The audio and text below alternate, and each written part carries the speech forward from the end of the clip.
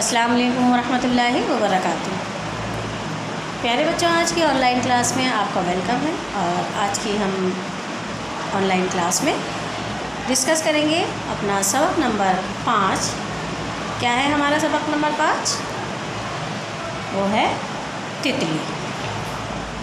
सबक नंबर 5 तितली।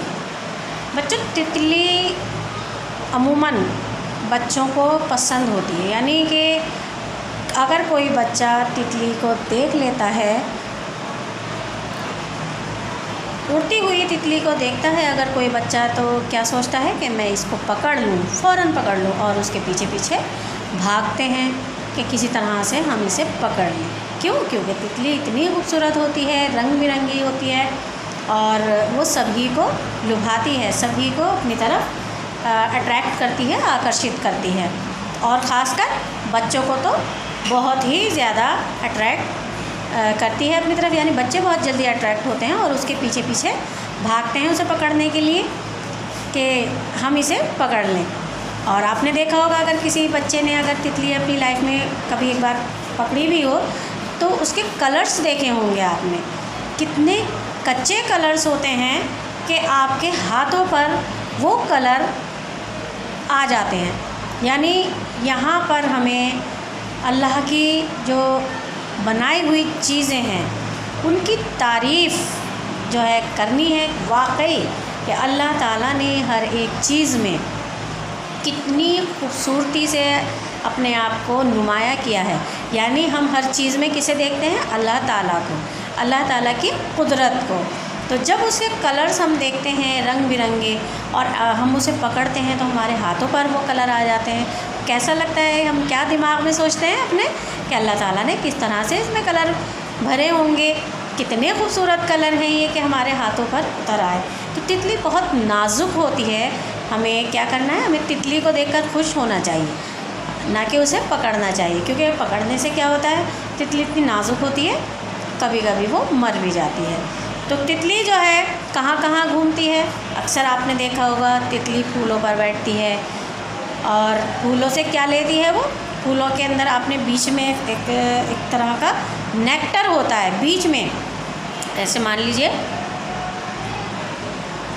इस तरह से अगर कोई फूल बना हुआ है, ये फूल बना हुआ है, तो यहाँ जो ये बीच में आप डॉट्स देखते हैं, यहाँ इसके अंदर जो होता है वो क्या होता है? नेक्टर भरा हुआ होता है, एक तरह का शहद होता है जिसे हम कहें तो वो शहद जो है वो तितली इस के अंदर से चूस लेती है और अपना पेट भरती है। यही उसकी खुराक होती है। जबकि हमारी खुराक बहुत कुछ होती है, हम काफ़ी सारा कुछ खाते हैं, चावल, दाल और सब्ज़ियाँ, फ्रूट्स, वेजिटेबल्स, बहुत सारी चीज़ें हम खाते हैं। लेकिन तितली जो है वो सिर्फ नेक्टर ही लेती है फ्लावर से, और कभी कभी मिठाई वगैरह पर भी तितली जो है मंडरा लेती है, क्योंकि उसमें भी एक तरीके का स्टार्च होता है, शुगर होता है, नेक्टर होता है, वो भी उससे भी वो अपना पेट भर लेती है। लेकिन ज़्यादातर मोस्टली जो होता है वो फूल के अंदर जो नेक्टर होता है, तितली उसी से ही अपना पेट भरती है। तो चलिए, एक प्यारी सी ये नज़्म है तितली, इसको हम पढ़ते हैं। मैंने आपको इससे पहले भी बताया था जब हमने इंग्लिश में एक पोयम पढ़ी थी, और मैंने बताया था कि चैप्टर जो होता है, लेसन जो होता है, काफ़ी बड़ा होता है, उसे पूरा पढ़ने के बाद हमें समझ आता है। लेकिन नज़्म ऐसी चीज़, ऐसा ज़रिया है जिसके ज़रिए जो है वो पोएट या शायर जो है अपनी पूरी बात कह देता है, यानी कम लाइन में पूरा मैटर आपको समझा देता है। तो इसी तरह से यहाँ पर तितली के बारे में बहुत सारी बातें कही गई हैं, उसकी खूबसूरती बयान की गई है, उसकी खुराक के बारे में बताया गया है, और वो कहाँ कहाँ घूमती रहती है ये भी बताया गया है। शुरू करें। सबक नंबर 5 तितली। तितली आई कैसी अच्छी रंग बिरंगी, नीली नीली, पीली पीली, काली, भूरी और सुनहरी। देखिए, यहाँ पर तितली के रंगों के बारे में हमें बताया गया है। क्यों? क्योंकि तितली जो है मुख्तलिफ़ रंगों की होती है, डिफरेंट कलर्स की होती है, अलग अलग रंगों की होती है। कोई नीली होती है, पीली होती है, काली भी होती है, भूरी भी होती है यानी कि ब्राउन, सुनहरी यानी गोल्डन। और कुछ तितली ऐसी होती हैं जिसके अंदर कई सारे कलर भरे हुए होते हैं, रंग बिरंगे एकदम। तो ये सारे इसके कलर्स बताए गए हैं। क्या? नीली नीली, पीली पीली, काली भूरी और सुनहरी। आगे क्या लिखा गया है देखिए, उड़ती बढ़ती बीच में रुकती। यानी क्या होता है कि तितली जो है कभी उड़ती है, फिर पीछे की साइड आ जाती है, कभी कभी बीच में रुक जाती है, अपने पर जो है वो फड़फड़ाती रहती है ना। उड़ती बढ़ती बीच में रुकती, डाली डाली खूब खुदकती। डाली डाली यानी कि अगर आप किसी एक फूलों के बाग में जाएं, फ्लावर गार्डन में अगर जाएंगे तो आपको वहाँ तितलियाँ बहुत सारी नज़र आएंगी। क्यों? क्योंकि वो कभी एक फूल पर बैठ जाती हैं, कभी दूसरे फूल पर बैठ जाती हैं, कभी किसी डाल पर बैठ जाती हैं। तो यहाँ पर वही बताया गया है, डाली डाली खूब खुदकती, पत्ते पत्ते पर इठलाती, क्यारी क्यारी चक्कर खाती। यानी यहाँ पर उसकी वही सारी बातें बताई गई हैं कि कभी पत्ते पर बैठती है, इठलाती है मतलब इतराना। इठलाना का मतलब होता है इतराना। जैसे कि एक पत्ता है और वो यहाँ पर जो है बैठ गई है, अगर बटरफ्लाई बैठ गई है तो ऐसे ऐसे अपने अपने पंख जो है वो कभी खोलती है कभी बंद करती है, इस तरह से खोले बंद किए खोले बंद किए। इसको यहाँ पर इतराने से मुराद है, यानी यहाँ पर क्या कहा गया है उस बात को, इतराना यानी इठलाना। तो पत्ते पत्ते पर इठलाती, फूलों पर बैठती है, कभी अपने पंख खोलती है बंद करती है, इसे ही इठलाना कहा गया है। क्यारी क्यारी चक्कर खाती, यानी घूमती रहती है, कभी एक क्यारी में कभी दूसरी क्यारी में, क्योंकि गार्डन में जो क्यारियाँ बनी हुई होती हैं उनमें अलग अलग तरह के फ्लावर्स होते हैं। तो वह कभी एक क्यारी में जाती है और कभी दूसरी क्यारी में जाती है। मीठे मीठे गीत सुनाती, इसका उसका जी बहलाती। गीत का मतलब होता है गाना, लेकिन तितली गाने तो गा नहीं सकती, लेकिन यहाँ पर किस बात को कहा गया है कि जब वो अपने पंख फड़फड़ाती है, उसके जो पर हैं वो ज़्यादा तेज़ी से हिलते हैं तो एक तरह की आवाज़ सी, बहुत प्यारी सी आवाज़ सी सुनाई देती है।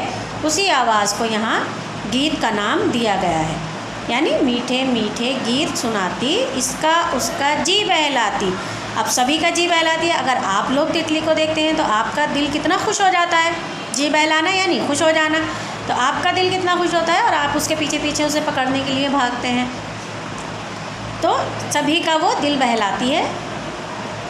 नाजुक फूलों का रस पीती, भीनी भीनी खुशबू लेती।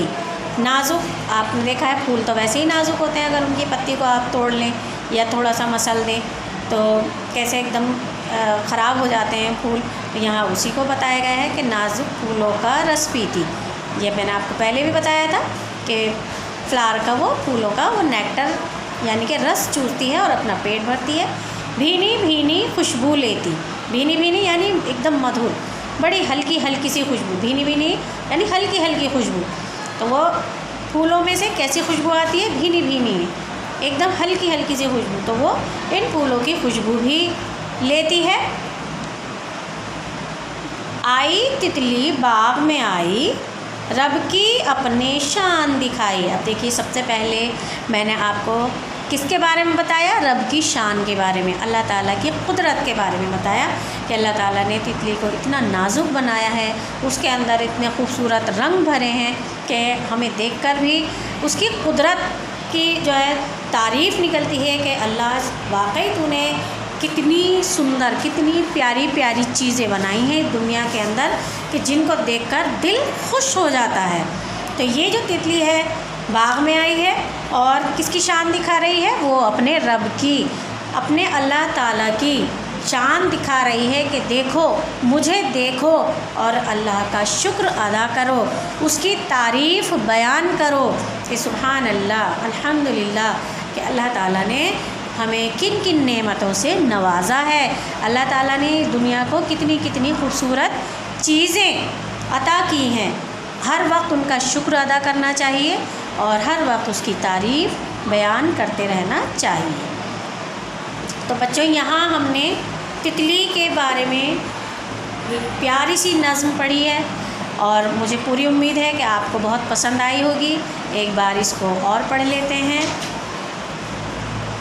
तितली आई कैसी अच्छी रंग बिरंगी, नीली नीली पीली पीली, काली भूरी और सुनहरी, उड़ती बढ़ती बीच में रुकती, डाली डाली खूब खुदकती, पत्ते पत्ते पर इठलाती, क्यारी क्यारी चक्कर खाती, मीठे मीठे गीत सुनाती, इसका उसका जी बहलाती, नाजुक फूलों का रस पीती, भीनी भीनी खुशबू लेती, आई तितली बाग में आई, रब की अपने शान दिखाई।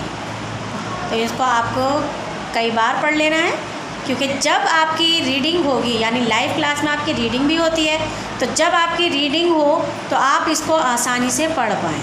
ठीक है, बीच में अटकना नहीं है, पढ़ते हुए इसे बहुत अच्छी तरीके से आपको इसे पढ़ लेना है। इंशाल्लाह मिलेंगे नेक्स्ट वीडियो में। अल्लाह हाफिज़। अस्सलाम वालेकुम। फ़ी अमानिल्लाह।